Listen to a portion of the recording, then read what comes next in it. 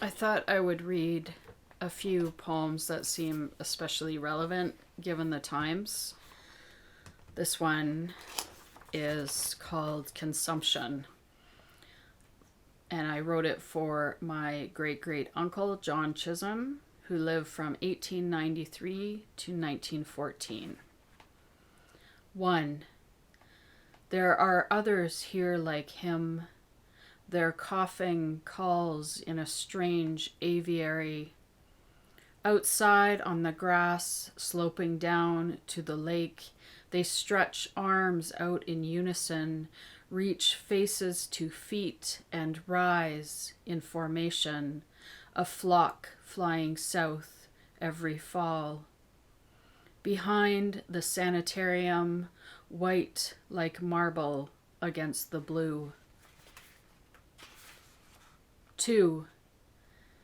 In the afternoon he takes to bed, tucks his molting feathers, picks up a pen with the bones of his hand to scratch a note, a bird spitting shells, having eaten the seed.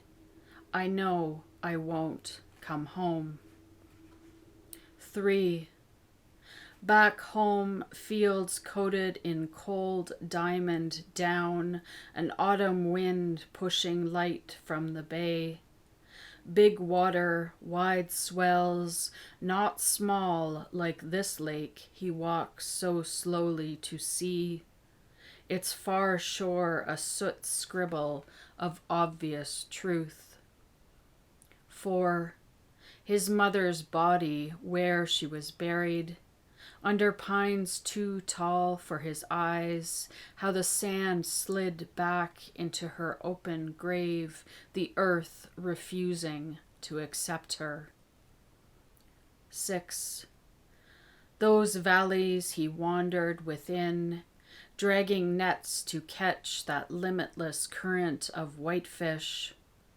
Mist so thick, all they could do was hold still as if swaddled and wait for shore to come clear. His lungs alight like a man underwater, holding tight to his pocket of air. This poem is called Starvation Year, 1858 to 59. 1. In the pewter of the dinner hour, they do not eat fresh meat. Only shards of salt fish nightly revive to their former slippery selves. The last of the cornmeal turned to crust, coffee brewed from sooty peas, apple barrels emptied. 2. Come February, no one knows how long it's been, how many days or weeks. In the forest, her footsteps shatter the snow, and like every other animal, her breath is made material, hovering over her head like prayer. 3. In spring, the land is full of wraiths, eyes larger than the lake's slow spread of blue. Released, the earth sends sweet leeks and cow cabbage, fiddleheads that loosen their grip in the pot, but nothing that gives weight to the bowl. 4. At last, the boats come, carrying deliverance, grain and corn and flour as funds for clearing the Saugeen Road.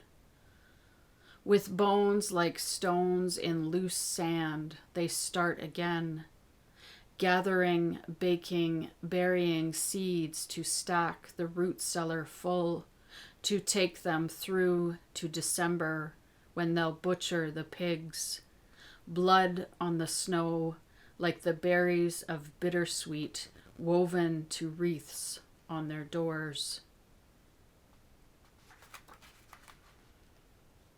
And then finally, I will read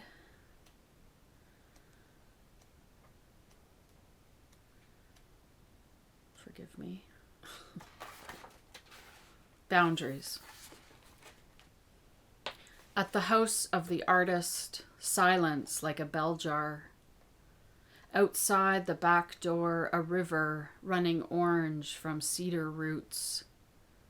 Past that, the fields, where one afternoon movement marked the minutes of the sun's slow arc, and through binoculars I saw a coyote, far off, safe from the imposition of humans, pouncing on its hidden prey. Even I hadn't walked that far, to the high wall of the woods where bears wander, the painter had warned in a worried hush, as if speaking of a witch in a fairy tale who might exit her dark world to snatch what she needs from the light. Thanks very much.